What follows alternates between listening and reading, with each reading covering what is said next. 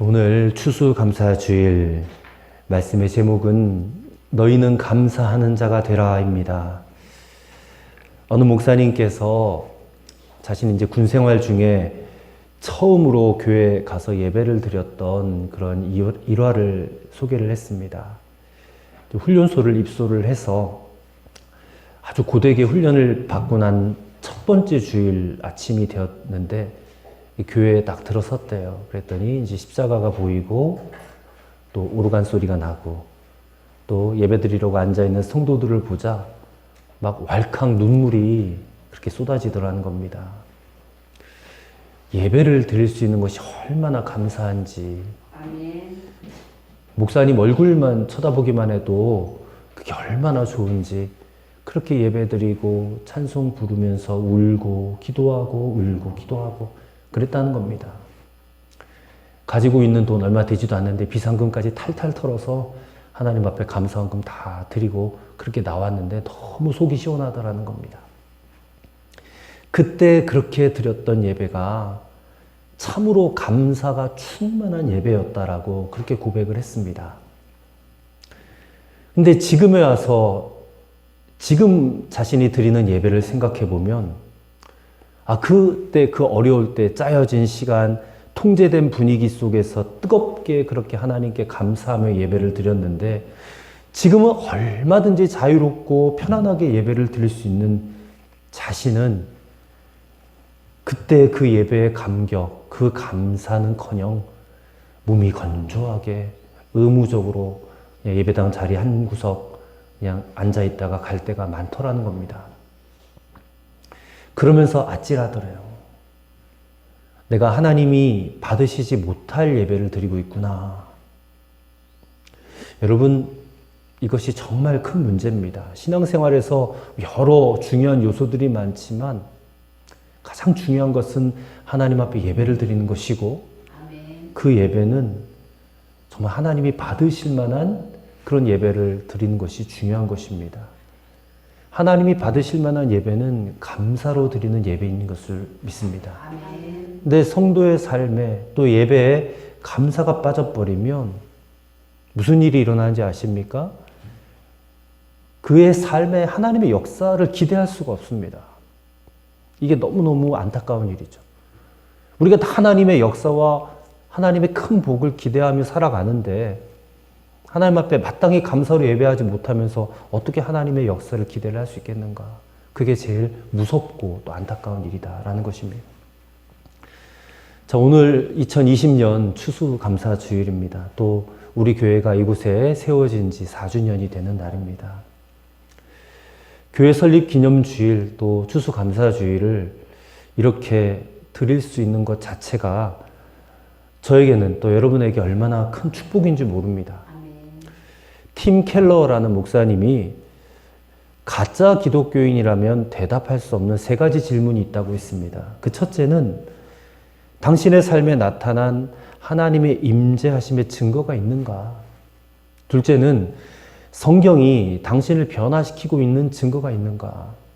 그리고 셋째는 하나님의 자비하심에 대한 감사가 자라나고 있는 증거가 있는가?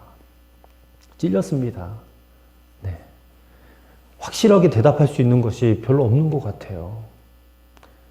근데 오늘 우리가 이 시간에 분명히 확인해야 될 것은 우리가 정말 하나님의 백성이라면, 하나님의 자녀라면 마땅히 하나님 앞에 감사로 예배를 드려야 된다는 것입니다. 그래서 오늘 이 자리에 추수감사절을 지키기 위해서 달려나온 여러분들 정말 복받은 줄 믿습니다. 하나님 나라 백성인 것을 여러분 증거하셨기 때문에 그렇습니다. 하나님 앞에 감사로 예배 드리는 것, 감사절을 지키는 것은 우리가 하나님의 백성이라는 가장 분명한 특징입니다. 오늘 본문 15절에 보니까 그리스도의 평강이 너희 마음을 주장하게 하라. 너희는 평강을 위하여 한 몸으로 부르심을 받았나니 너희는 또한 감사하는 자가 되라 라고 하십니다. 분명히 한 몸으로 부르심을 받았다. 이제 교회로 부르심을 받았다. 그런 얘기잖아요. 너희가 교회로 부르심을 받았으면 너희는 감사하는 자가 되는 것이 마땅하다라고 오늘 본문은 말씀하고 있습니다. 반면에 하나님을 믿지도 않아요. 교회에 속하지 않은 사람이 영원한 하나님 나라에 속하지도 않은 사람이 하나님 앞에 감사할 수 있겠습니까? 감사할 수 없죠. 오직 교회로 불러주신 하나님의 백성들만이 감사할 수 있다는 것을 오늘 본문이 말씀하고 있는 것입니다.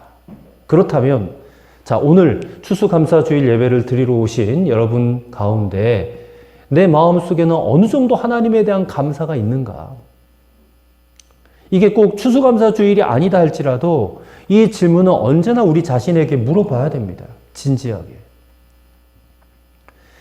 분명한 것은 오늘 하나님께서 기대하시는 것은 저와 여러분이 하나님 앞에 진정한 감사가 담겨져 있는 예배를 받으시기를 원하신다는 것입니다. 그러니까 하나님 원하시는 거예요. 주님께서 오늘 본문 말씀을 통하여 우리에게 선포하십니다. 너희는 감사하는 자가 되라. 하나님 우리가 감사하기를 원하시고 감사함으로 살 것을 또한 원하십니다. 그리고 그 감사를 통하여 하나님은 역사하십니다. 이것을 믿으면 돼요. 바울의 서신서를 보면 언제나 감사 또 감사해요. 바울이 편안한 형편에 살았던 사람이 아니잖아요. 그는 너무나 어려운 극심한 고난과 환난 속에 살았던 사람. 하지만 그 가운데서도 그는 언제나 하나님의 은혜를 누렸기 때문에 감사함을 잃어버리지 않았습니다. 그리고 그것이 사도 바울의 능력이 되었음을 우리는 확인할 수 있습니다. 그것이 오늘 우리에게 증명돼야 돼요. 우리도 감사함을 잃어버리지 않을 때에 하나님의 능력을 체험하게 될 줄로 믿습니다. 그렇다면 오늘 하나님께서 저와 여러분에게 원하시는 감사가 어떤 것인가? 하나님의 말씀을 우리가 찾아보면서 또 하나님의 마음을 살피면서 오늘 우리에게 주시는 은혜를 받기를 원합니다. 첫째로 하나님께서는 우리가 범사에 감사하기를, 그 감사가 체질이 되기를 간절히 바라고 원하신다는 것입니다. 여러분 잘 아시는 데살로니가전서 5장 16절부터 18절은 이렇게 말씀하고 있습니다. 항상 기뻐하라. 쉬지 말고 기도하라. 범사에 감사하라. 이는 그리스도 예수 안에서 너희를 향하신 하나님의 뜻이니라. 그러나 우리의 현실을 돌아보면 이 현실적으로 별로 이렇게 감사할 것이 없는 하루하루를 보내는 것 같습니다. 특별히 올 한해는 코로나 때문에 너도 나도 살기 힘들다고 아우성이에요. 정치권은 안개정국입니다. 경제는 불황입니다. 안보도 불안해요. 부동산 가격 하늘 높은지 모르고 치솟아요. 우리는 수도권은 아니지만 저 수도권에는 내 집장만 하는 게 하늘의 별 따기예요. 뭐 서울에는 집값이 10억이 넘었대요. 뭐 너무너무 이렇게 살기가 어렵고 뭔가 이루어내기가 불가능해 보이는 그런 세상이 되고 말았어요. 이러다 보니까 뭐 하나님이 나에게 해줄 게 뭐가 있느냐. 하나님 앞에 감사할 것보다는 여전히 나에게는 필요한 게 많고 구해야 될 게 많아요. 그런데 하나님께서 오늘 말씀을 통해서 우리에게 원하시는 것은 그래도 감사해라는 거예요. 범사에 감사해라. 이게 체질이 돼야 된다는 거예요. 그러면 이런 현실, 팍팍한 현실 속에 살아가는 우리들, 아니 하나님 어떻게 범사에 감사할 수 있어요? 그건 불가능한 일입니다. 그렇게 치부해 버립니다. 근데 이것은 우리가 지금까지 받은 은혜를 모르기 때문에 그래요. 받은 은혜를 모르니까. 하나님이 나에게, 우리 가정에 얼마나 큰 은혜를 베풀어 주셨는지 우리가 잘 모르기 때문에 우리는 범사에 감사할 수 없다라고 단언하는 겁니다. 그리고 앞으로 받을 은혜만 바라보는 거지 이미 받은 은혜가 얼마나 큰지는 잘 생각하지 못합니다. 성경은 우리에게 끊임없이 증언합니다. 너희는 얼마나 큰 은혜를 받았는지 모른다. 하나님이 자신의 독생자를 이 땅에 보내어 주시기까지, 그 독생자를 십자가에 매달아 죽이시기까지 우리를 사랑하시고 구원해 주셨다. 우리는 영원한 생명을 얻은 자가 된 거예요. 영원한 생명. 이게 세상의 그 어떤 10억짜리 아파트 이런 가치보다 비교할 만합니까 이게? 비교조차 되지 않는 엄청난 축복을 받은 겁니다. 그리고 우리가 살아가는 생애 동안에 하나님이 우리의 아버지가 되어주시는 거예요. 육신의 아버지만 살아계셔도 얼마나 든든해요? 근데 그 육신의 아버지하고는 비교할 수 없는 능력을 가지신 하나님 아버지, 권능의 아버지가 나의 아버지가 되신다. 이것도 세상의 그 무엇과 바꾸고 비교할 수 있겠습니까? 그리고 우리와 영원히 함께 동행하실 보혜사 성령님을 보내주셨어요. 그러면서 내가 세상 끝날까지 너희와 항상 함께 할 거다. 그렇게 약속도 해주셨어요. 우리에게 독생자를 내어주신 하나님께서 우리에게 아낄 것이 무엇이냐? 이런 말씀까지도 하셨어요. 아낌없이 우리에게 주신다. 여러분, 이런 말씀들이 우리에게 피부로 다가와야 돼요. 피부로 다가와야 돼요. 그렇기 때문에 범사에 감사하라라는 이 말씀은 이렇게 우리에게 베풀어 주신 하나님의 은혜를 항상 기억하라라는 말씀입니다. 그러면 감사가 되거든요. 항상 기억하라. 다윗이 지은 시편 가운데 가장 유명한 시편이 23편이잖아요. 그 23편에 처음에 뭐라고 되어 있습니까? 여호와는 나의 목자시니 내게 부족함이 없으리로다. 여러분, 정말 다윗에게 부족한 것이 하나도 없었겠어요? 그 시편 23편을 지었을 당시는 사울 왕에게 쫓겨다니면서 목숨의 위협을 받고 있었던 시절이었어요. 그 어려울 때 다윗이 부른 찬양의 고백이 시편 23편이에요. 왜 그에게 부족함이 없었겠습니까? 있었겠죠. 근데 왜 부족함이 없다라고 고백해요? 다름 아닌 하나님이 자기의 목자가 되심을 믿었기 때문에, 그 믿음이 실제가 되었기 때문에, 자기에게 확신이 되었기 때문에 나는 부족한 게 없어요. 눈 들어보면 부족한 거 투성인데도 나는 부족한 게 없어요 라고 고백을 한 거예요. 그렇다면 여러분은 부족한 게 없습니까? 여러분도 부족한 거 있을 거예요. 하지만 여러분의 부족함보다 하나님이 더 크게 보일 수 있게 되기를 간절히 바랍니다. 하나님이 여러분의 좋으신 아버지가 되세요. 그분이 여러분과 항상 함께 계세요. 그것이 더 크게 보이시길 바라요. 사춘기에 접어든 저희 아이들이 앞에 앉아 있어요. 한창 갖고 싶은 것도 많고 하고 싶은 것도 많을 때예요. 그래서 이따금 불만에 가득 차 있을 그런 모습을 보게 될 때가 있습니다. 사실 부모로서, 아빠로서 아이들이 원하는 거 다 해주고 다 먹여주고 다 채워주고 그렇게 하지 못해요. 또 줄 수 있는 것이 있어도 주지 못하는 것도 있어요. 그러니 자기 딴에는 그런 부족한 것들이 많을 겁니다. 그러나 저는 이따금 생각해 봅니다. 우리 아이들이 아빠랑 엄마랑 함께 사는 것, 그 자체가 얼마나 감사한 일인지를 깨달을 때가 과연 언제일까? 아빠, 엄마랑 함께 살 수 있다는 거. 이게 얼마나 큰 은혜인지, 큰 축복인지, 그거를 깨달을 때가 언제일까? 나는 아빠, 엄마와 함께 사는 것만으로도 너무 행복하고 감사해요. 아마 아이들의 입에서 이런 고백이 나오면 부모된 우리 부부에게 이보다 더 큰 선물이 없을 것 같습니다. 그렇습니다. 우리가 먼저 알고 또 누려야 될 것이 있습니다. 그것은 이미 하나님께서 우리에게 허락해 주신 구원과 또 은총의 축복입니다. 하나님 우리 아버지가 되셨다는 것. 그건 전능자의 안전과 보호하심과 책임져 주심을 의미하는 거잖아요. 여러분, 이미 주신 은혜를 깨닫고 감사하셔야 돼요. 그렇지 못하면 앞으로 받을 은혜도 받지 못할 수 있습니다. 그게 누가복음 17장이 증명하고 있거든요. 누가복음 17장에 보면 10명의 문둥병자, 나병 환자가 나오잖아요. 근데 그들이 예수님을 만났어요. 예수님이 그들을 불쌍히 여기셔서 그들을 고쳐주셨어요. 그들이 다 기뻐하면서 자기 집으로 다 가버렸어요. 근데 그 중에 한 명, 사마리아 사람은 예수님께 다시 돌아와서 살해했다라고 했어요. 성경 말씀 보면 살해하며 감사했다고 그랬습니다. 그가 가진 게 얼마나 됐겠어요. 가진 거 탈탈 털어서 예수님께 살해했겠죠. 근데 그 한 명, 나머지 9은 다 자기 집으로 돌아가 버렸어요. 감사 다 잊어버렸어요. 고침받음. 근데 그 한 사람은 돌아와서 예수님께 감사하고 살해를 했더니 예수님께서 그 자리에서 그 영혼이 구원받았다고 선포해 주셨어요. 받은 은혜를 기억하고 감사하는 것 하나가 이처럼 엄청난 결과를 가져오거든요. 이스라엘 백성들처럼 하나님의 은혜를 많이 체험한 백성도 없어요. 근데 그러한 이스라엘 백성들이 하나님 앞에서 얼마나 불평을 많이 했습니까?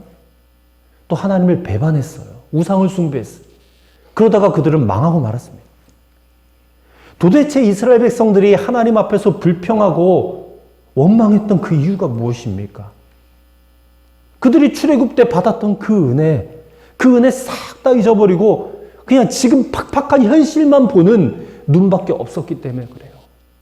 팍팍한 현실. 당장에 먹고 살 수 없고 힘든 거. 그것만 보는 눈밖에 없었다는 거예요. 지금 현실밖에 보는 눈이 없는 사람, 그런 사람은 바보 같은 삶을 살 수밖에 없습니다. 눈앞에 어려운 현실과 고통과 연단만 보는 자는 늘 부정적이고 늘 비관적이기 마련이에요. 현실만 본다는 것은 하나님의 은혜를 잊는 겁니다.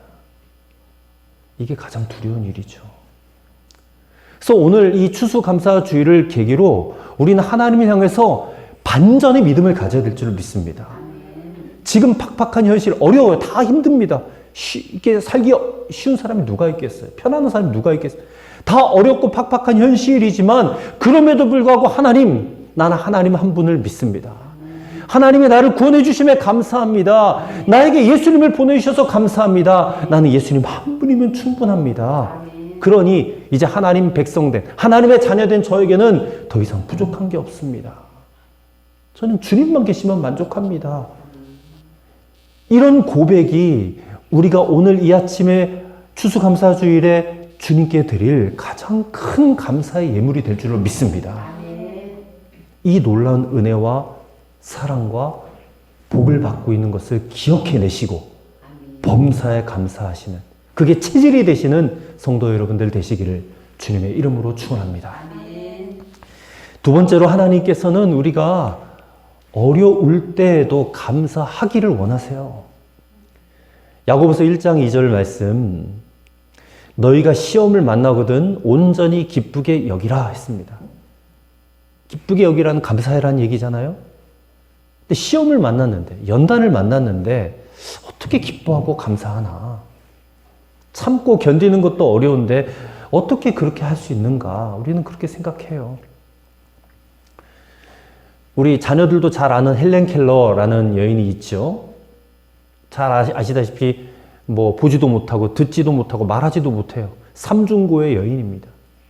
근데 그런 사람이 대학에 입학하고 우등생으로 졸업하고 많은 책을 썼고 세계 곳곳을 다니면서 어려움에 처한 사람들에게 용기와 희망을 불러일으키는 그런 일을 했어요. 이 헬렌 켈러 여사가 노년에 이르렀을 때에 한 기자가 그녀에게 질문했대요. 여사님, 이따금 당신이 믿는 하나님께 불평하고 원망한 적 없습니까? 그때 헬렌 켈러가 단호하게 이렇게 말했답니다. 없습니다. 없습니다. 나는 하나님께서 내게 베풀어 주신 은혜를 생각하면서 감사하기도 시간이 부족한 사람입니다. 이 말이 너무나 놀라운 말 아닙니까? 하나님의 은혜를 기억하고 생각하면서 감사하기에도 시간이 부족하다. 그녀가 한 번은 단 3일만 볼 수 있다면 이라는 글을 썼대요. 만약 내가 사흘 동안 볼 수 있다면 첫날에는 나를 가르쳐준 설리반 선생님의 얼굴을 보고 산으로 가서 아름다운 꽃과 풀과 빛나는 노을을 보고 싶습니다. 둘째 날에는 새벽에 일어나 먼동이 트는 모습을 보고 저녁에는 영롱하게 빛나는 하늘의 별들을 보겠습니다. 그리고 마지막 셋째 날에는 아침 일찍 큰 길로 나가 부지런히 출근하는 사람들의 활기찬 표정을 보고 아름다운 영화를 한 편 보고 저녁에는 쇼윈도의 상품들을 구경하고 집에 돌아와 사흘 동안 눈을 뜨게 해주신 하나님께 감사의 기도를 드리고 싶습니다. 라고 말했대요. 자, 이 고백 통해서 우리는 이 헬렌 켈러 여사의 믿음이 정말 참 믿음이었구나라는 것을 알게 돼요. 감사가 분명했으니까, 감사가. 성경에 시련과 연단에 정말로 가장 최고봉에 있는 사람이 바로 욥입니다. 욥은 하나님을 너무나 잘 믿고 의롭게 살았음에도 불구하고 하루아침에 재산 다 잃어버리고 하루아침에 10명의 자녀 다 잃어버렸어요. 근데 그런 상황에서 욥이 뭐라고 고백했는지 아세요? 욥기 1장 21절에 내가 모태에서 적신으로 나왔은즉 또한 적신이 그리로 돌아가올지라 주신 자도 여호와시요 취하신 자도 여호와시오니 여호와 이름이 찬송을 받으실지니이다. 근데 그렇게 고백했는데도 상황이 더 악화돼요. 이제는 욥의 몸이 막 악창이 나가지고 가려워서 견딜 수가 없는 거예요. 막 기왓장으로 몸을 벅벅벅 긁어요. 막 살이 고름이 차고 썩어서 냄새가 나요. 그러자 자신의 아내, 욥의 아내마저도 저주합니다. 당신이 그래도 자기의 순전을 굳게 지키느뇨 하나님을 욕하고 죽으라 그래요. 하나님을 욕하고 죽으라는 거예요. 그리고 떠나버렸어요. 이때 욥이 또 뭐라고 고백했는지 아세요? 욥기 2장 10절에 그대의 말이 어리석은 여자 중에 하나의 말과 같도다. 우리가 하나님께 복을 받았은즉 재앙도 받지 아니하겠느냐. 이런 고백을 드렸어요. 그러니까 이런 욥의 말을 세상 사람들한테 해주면 미친 사람 아니에요? 그 정신이 나간 사람 아니에요? 이상한 소리처럼 들릴 거 아니에요? 정상이 아니라고 열 거예요, 세상 사람들은. 그런데 이 욥의 이 고백이, 이 말이 우리에게는 너무나 큰 도전으로 다가오잖아요. 욥의 믿음과 이 감사함으로 결국 자신을 향한 시험이 그 사탄의 시험이었잖아요. 그 시험이 끝났을 때에 그는 갑절의 축복을 받았어요. 욥기 42장을 읽어보세요. 갑절의 복을 받았어요. 욥이 전심으로 하나님을 기쁘시게 할 믿음이 있었기 때문에 그런 자에게 하나님이 갑절의 축복 주시지 않겠습니까? 여러분, 우리는 증명해야 될 문제가 있어요. 나의 믿음이, 과연 하나님을 향한 나의 믿음이 하나님을 나의 이기적인 목적을 위해서 이용하는 믿음인가? 내가 이 세상에서 복을 받고 잘 되고 싶어서 하나님 믿는 건 아닌가? 그래서 내가 하나님 앞에 나와서 감사하는 건 아닌가? 그게 아니라면 내가 하나님을 믿음으로 하나님과 나는 어떤 세상적 이해관계를 떠난 생명적 관계에 들어가 있는가? 그 어떤 일이 있어도 하나님과 나의 관계를 끊어낼 수 없는 그런 관계가 되었는가? 이거를 증명해야 돼요. 로마서 8장 35절은 누가 우리를 하나님의 사랑에서 끊으리요 했습니다. 여러분, 십자가가 하나님을 향한, 우리를 향한 하나님의 사랑을 증명해 주고 있어요. 여러분, 우리가 그 사랑을 받은 자이기 때문에 이 세상에서 그 어떤 죄를 짓고 살았어도 회개하기만 하면 용서해 주시고 우리를 받아주시겠다는 하나님의 결심을 보여주셨어요. 그럼 우리는 어떻습니까? 어때야 됩니까? 이제는 우리가 하나님께 대답해 드려야 될 차례예요. 여러분, 마귀는 우리의 믿음을 믿지 않습니다. 인간 너희들이 얼마나 이기적이고 계산적인데 반드시 불행과 시험을 만나면 하나님을 배반하고 저주하고 불평하고 믿음을 저버리게 될 거야. 사탄이 그렇게 속삭여요. 여러분들도 그럴 거라고 사탄이 속삭일 겁니다. 욥에게 그랬듯이. 그러니 이제 우리가 그런 시험 앞에 우리가 대답해야 돼요. 당신이 하나님을 이기적인 목적으로 믿었습니까? 하나님과 거래를 하는 것입니까? 좋으면 감사하고 시험이 오면 떠날 관계입니까? 아니면 생명의 관계입니까? 대답하셔야 돼요.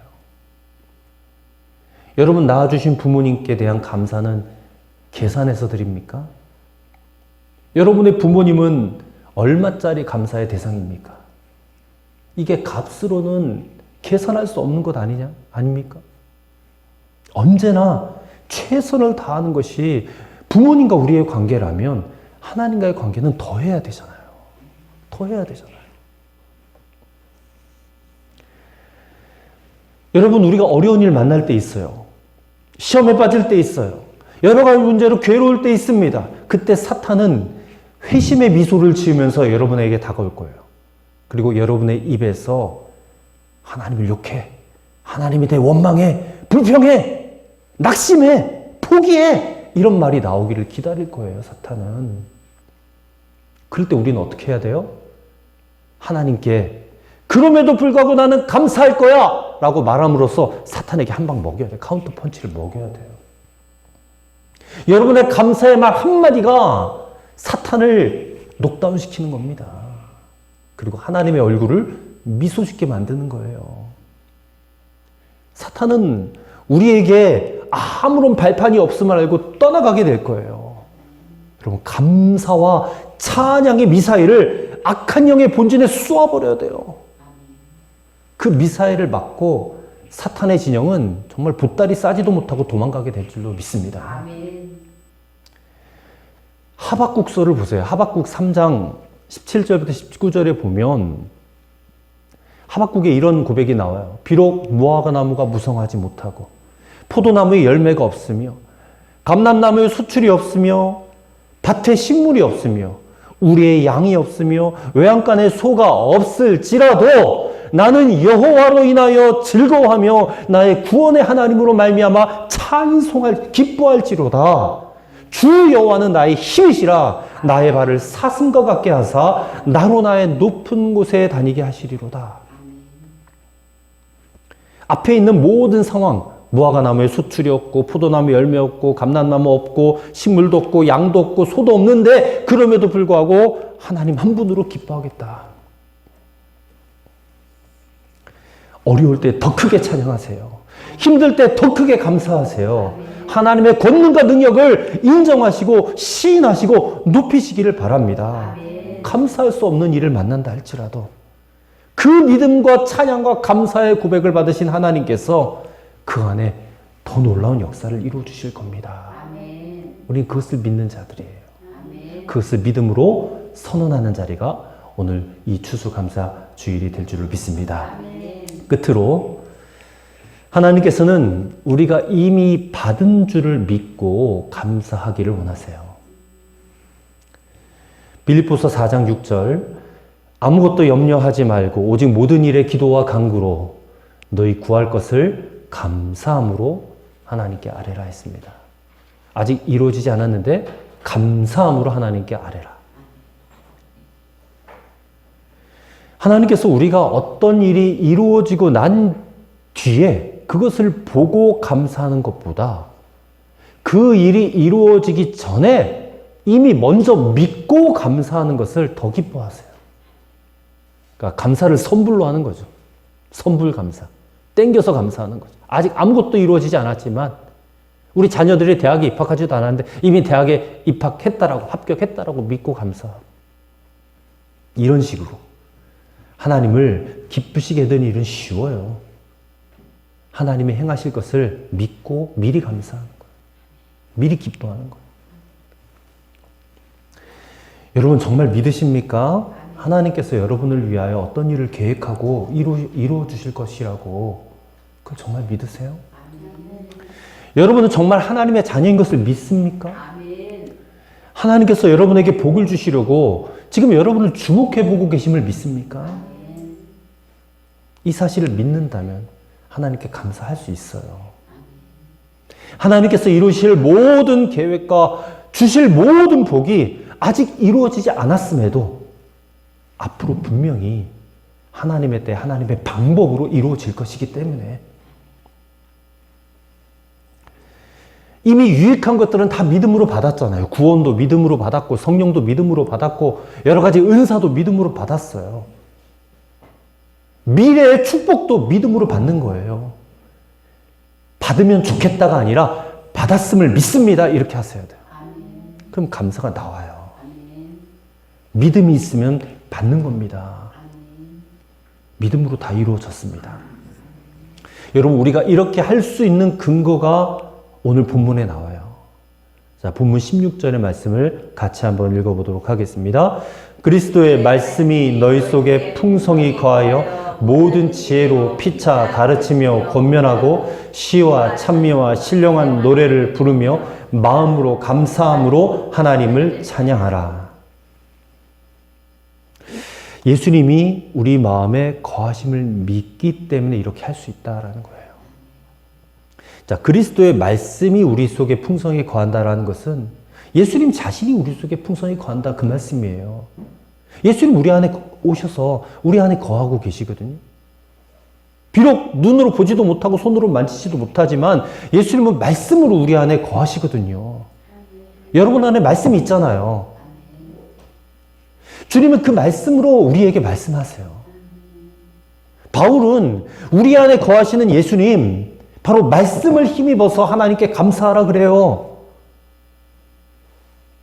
17절 말씀 보세요. 무엇을 하든지 말에나 일에나 다 주 예수의 이름으로 하고 그를 힘입어 하나님 아버지께 감사하라 했어요. 예수님을 힘입어 감사해라. 우리 안에 거하시는 예수님을 힘입어야 돼요. 그러므로 우리 손에 들려진 이 성경 말씀을 축복의 씨앗이라고 믿고 여러분 인생의 밭에다 심으셔야 돼요. 성경은 계속해서 씨를 심으라고 하잖아요. 무슨 일이 있어도 씨를 심어야 됩니다. 그 방법이 바로 감사를 심는 거거든요. 예수님이 우리 안에 거하심을 믿음으로 감사를 심는 겁니다. 심지 않으면 축복의 씨를 심은 것이 없으면 거둘 것도 없거든요. 뭘 심었어야 거두잖아요. 시편 126편에 보면 울면서도 씨를 뿌리라 그랬어요. 왜 울어요? 너무너무 힘드니까. 그럼에도 씨를 심어요.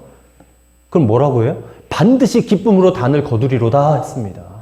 갈라디아서 6장 7절에도 사람이 무엇으로 심든지 심으면 그대로 거두리라 했거든요. 심어야 거두죠. 감사로 심으라는 겁니다. 감사는 축복의 씨앗이에요. 미래를 여는 열쇠입니다. 여러분 믿음의 옥토에 감사의 씨를 심으시기 바랍니다. 그럼 반드시 그 열매를 거두게 될 줄을 믿습니다.